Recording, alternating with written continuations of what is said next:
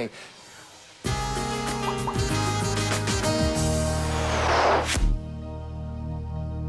was that particular. Yeah, because I was enclosed, I was out of control, I couldn't get out. That was where it all came from.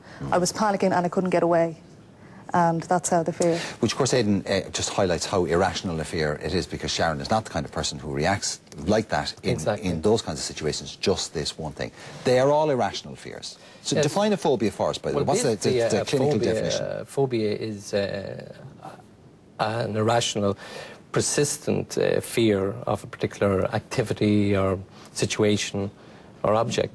But in Sharon's case, it wasn't irrational. She had a genuine reason for feeling like that. It's irrational in the sense of, like, let's take, we say, a fear of dogs, because somebody is bitten when they're 2-year-old by a dog, that they then think that they're always going to be bitten by dogs throughout their life. So just let me clarify this. Is it the fear that's irrational, or is it the reaction to the incident or the fear that's irrational? Well, it's the fear is irrational in the sense of thinking that's going to happen all the time. I mean, the whole thing is, I mean, we can't control what's going to happen externally, but we can control how we react to it. And for example, again, taking the fear of dogs, just because you are bitten once doesn't mean it'll happen all the time. So it is irrational. Obviously, all dogs aren't going to bite you. And with flying, not every plane is going to crash. So it is irrational in that way. Now, while, yes, something can happen, it doesn't mean it will. So, and generally speaking, it doesn't. And, I mean, most of us have something that makes us feel uncomfortable. Is that not part of the human condition? Is that not... Well, yes, most of us, yeah, most of us probably have some phobia or other. I mean, if we went through life without any fears whatsoever, we would be fearless and heedless and probably stupid. Well, yes, but there's obviously, there's a difference in something that is excessive avoidance of a particular situation, where it means that you can't live your life to the full because of that fear. It's where it's stopping you from doing things that you'd like to do otherwise, as in fly or... Yeah, you see, the reason I'm persisting with this point is that I'm trying to get it fixed in my mind as to what is an irrational fear. Because, to be quite honest, if you're up 25,000 feet and the plane drops 100 feet, and, you know, one minute you're here and the next minute your heart is up there and you're down there, I think that's a very legitimate fear. I have a very legitimate fear of seawater because of the way I was taught to swim, or attempted to taught to swim. It was a very unpleasant experience for me, and I didn't swim. I just kept going down. And, you know, after a few lungfuls of water, suddenly it becomes a very genuine fear. It's very rational as far as I'm concerned. Of course it is at the time, but when you're experiencing... And people drown all the time, so why wouldn't I be afraid of it? Well, as I said, at the time when it happens, of course it is a rational fear. But then when it continues, even when the same situation doesn't happen, as in the plane isn't going to crash, there's no turbulence, and you have that fear before you even go near the plane. But it might.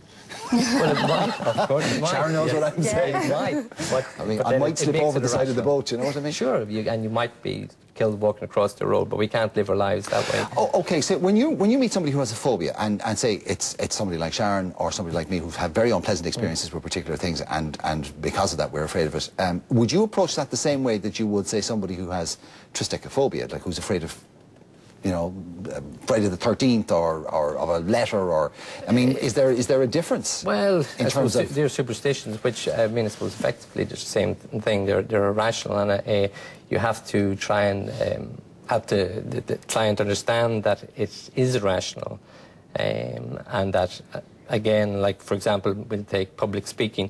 If somebody maybe had a bad experience when they were at school or something, and has to stand up in class and maybe ask some questions that they didn't know the answers to, perhaps they were laughed at or ridiculed, and then they felt embarrassed, a strong emotion in that. And then in that way, the subconscious tends to try and protect you by avoiding these situations in the future. But, you know, it doesn't mean that it's going to be always a bad experience, and obviously you have to be able to move on from that. Yeah. And so therefore I'd make the person initially aware of that, and then give them tools to help them change that.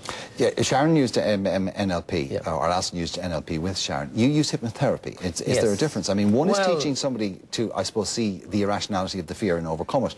Hypnotherapy, I assume, is just blanking it out, so that... No, not at all. I mean, well, hypnotherapy itself, hypnosis isn't a therapy, it's just a relaxed state. And when we're in that relaxed state, basically we can take things in better, we can deal with a lot of things better when we're relaxed. dealing with stress. Brainwashed into thinking that we weren't no, afraid not in at the all. first place.